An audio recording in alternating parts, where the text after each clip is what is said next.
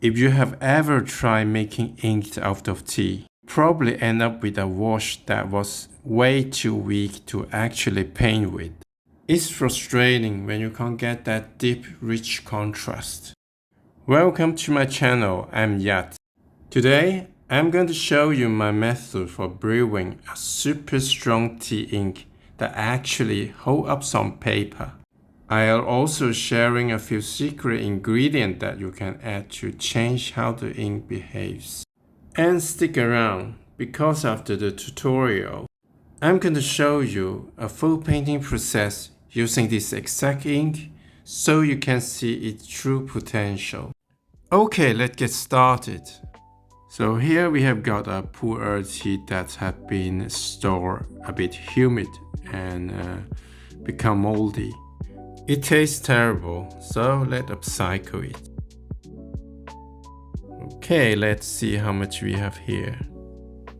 It is about 318 grams of tea leaf. To make an ink from this tea leaf, we need to cook this tea leaf very long time to extract all the tannin from it, which is the color of the ink.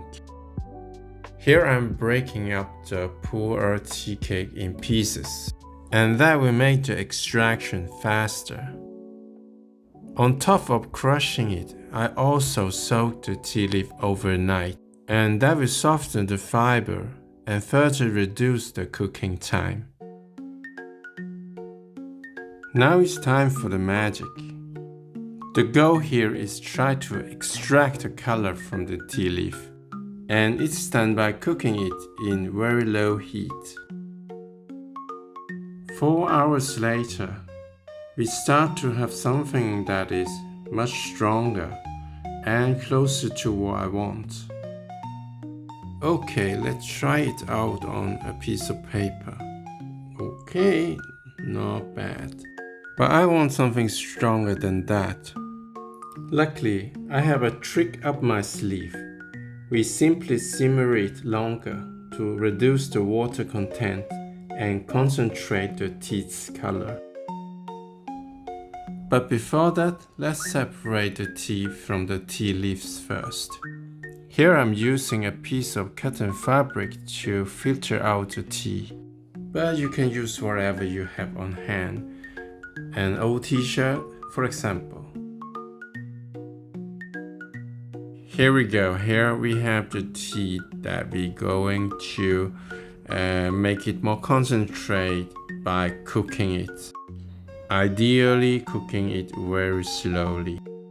So after 1 hour of cooking, slow cooking, we finally arrive to the final result, which is rich, reddish, and very dark. That's exactly what I want. Remember, we started the project with 300 grams of tea leaves, and the yield is now only 200 grams, so it's less than 1-to-1 ratio. Let's talk about the cost of the material. It is basically free for me because I use one of those spoiled tea cake I have. Even you go to the store and buy one, it isn't that expensive if you go for the cheapest one. It probably costs you a bit around $15 for one tea cake. And one tea cake weighs a little bit less than 400 grams. And I think you can at least get 300 grams of ink from it. If you look at the price of artistic handmade ink, it is relatively expensive. Price-wise, it's probably worth it to make your own ink. On top of that, I really enjoy making things from scratch to get a better understanding of the material I'm using for my work. So if you have some tea that laying around in your house and never drink them, why not use them to make something useful like this ink? As final note for this video, the ink that I have made is not the final product. You can still refine it by adding things to it. something like arabicum to make it thicker, and maybe adding iron sulfate to make it blacker, and some kind of preservative to make it last longer. If you'd like to find out more about how to make handmade ink, please go to Google and search for Old Gal's ink recipe. Then you will find different ways to customize your own ink for your own artistic goal.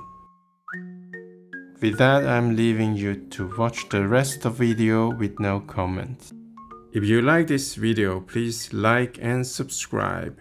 Bye bye!